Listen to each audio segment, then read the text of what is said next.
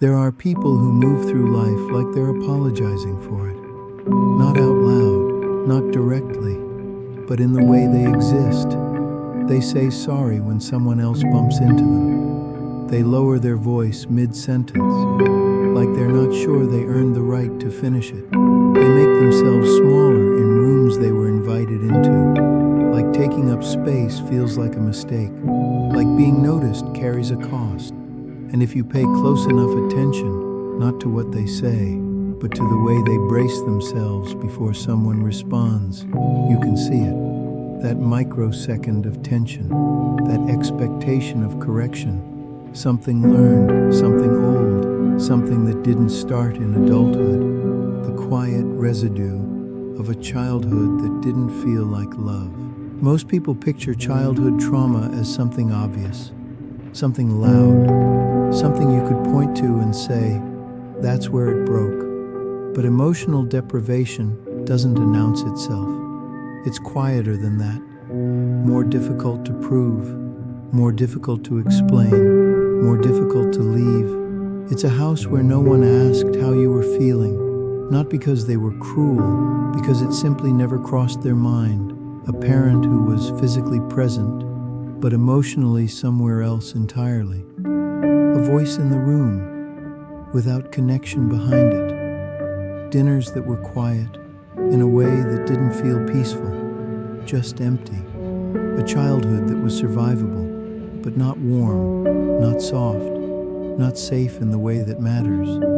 And in that kind of environment, a conclusion forms, not consciously, not dramatically, just slowly, repeatedly, until it feels like truth. I must not be worth much. And what makes it dangerous is how normal it feels. You don't question it. You build on top of it. Psychology calls it attachment theory, but it doesn't feel like theory when you're living it. It feels like instinct, the blueprint your nervous system builds before you even understand what love is supposed to feel like. And once it's there, it doesn't go away. It becomes the filter. So when someone loves you now, consistently, clearly, without conditions, something in you doesn't relax. It tightens. Quietly, you wait for the shift, for the distance, for the moment it changes. Because in your experience, it always did. So you test it, pull away, overanalyze, or assume it's temporary before it has a chance to prove otherwise. Not because you want to push people away, but because somewhere underneath everything, you're still operating under a rule you never chose. People don't stay, and if they do, it's only for a while. Here's where it stops being abstract. This didn't just affect how you feel, it affected how you're built. The brain doesn't wait until adulthood to form patterns. It adapts early, fast. And if it grows in an environment where love is inconsistent, it prepares for that. It sharpens itself, not for connection, for detection. Your nervous system becomes slightly overtuned, always listening, always scanning, always expecting a shift. Because back then, missing a signal had consequences. So you learn to read everything. Tone changes, micro-expressions, the exact silence that meant something was wrong. You didn't think about it, you just knew, and that system never turned off. It didn't get updated, it didn't get told things are different now, so it keeps running, even when there's no danger. A short reply, and your body reacts before your logic can catch up. A delayed message, and your mind fills in the worst possible version. Someone's slightly off, and you start searching for what you did. Not because you're dramatic, because your brain was trained to prevent disconnection before it happened. And the hardest part is this: it works. It makes you attentive, perceptive, deeply aware. But it also keeps you from ever fully relaxing, even in moments that are safe. Even with people who aren't leaving, something in you stays ready, just in case. At some point, your mind needed an explanation. Children can't process neglect the way adults can. They don't conclude, something is missing in my environment. They conclude something else, something more dangerous, something is missing in me. That belief doesn't arrive loudly. It settles, quietly, deep, below your thoughts, below your identity, until it becomes the baseline. And from there, everything else builds. You start chasing approval like it's limited, like if you don't secure it, it disappears. You perform, adjust, overextend. Not because you want attention, because you're trying to correct something you never understood. You call it ambition, drive, standards. But sometimes, it's something else, something older. You're not trying to succeed. You're trying to undo a conclusion you made too young to question, that you weren't enough. And that belief doesn't just stay in your past. It leaks into how you speak, how you relate, how you exist, the way you over-explain, the way compliments feel misplaced, the way "I'm fine" comes out automatically, even when it isn't true. That's not personality, that's adaptation.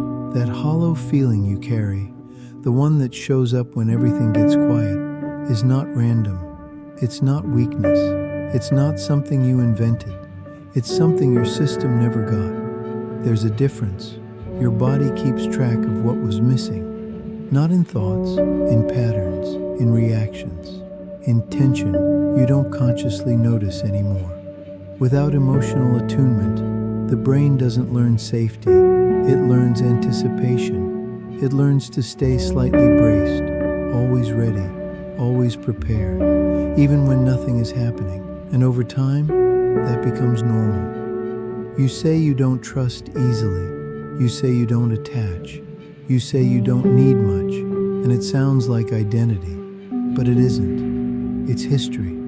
It's a system that decided early that needing leads to disappointment. So better to need less, better to show less, better to expect less. And that decision made sense at the time. But now, it costs you, quietly, constantly. Understanding this won't fix it, not on its own. You can explain it perfectly and still feel it exactly the same. Because this isn't stored in logic, it's stored in reaction, in expectation, in the way your body moves before your mind catches up. What changes it is experience, but not big dramatic moments. Small ones, repeated ones, contradictory ones. Someone stays when you expected them to leave. Someone listens and doesn't redirect. You say something real and nothing breaks. At first it feels wrong, suspicious, unstable, because it doesn't match what you learned. But your system starts noticing, slowly, carefully, and over time, those moments accumulate, not enough to erase the past, but enough to challenge it, enough to introduce doubt into a belief that once felt absolute. And that's where something shifts, not suddenly, not cleanly, but undeniably.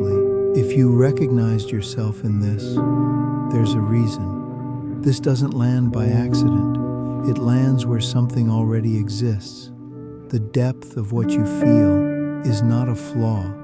It's what happens when something built for connection had to function without enough of it. The awareness, the caution, the way you give more than you ask for.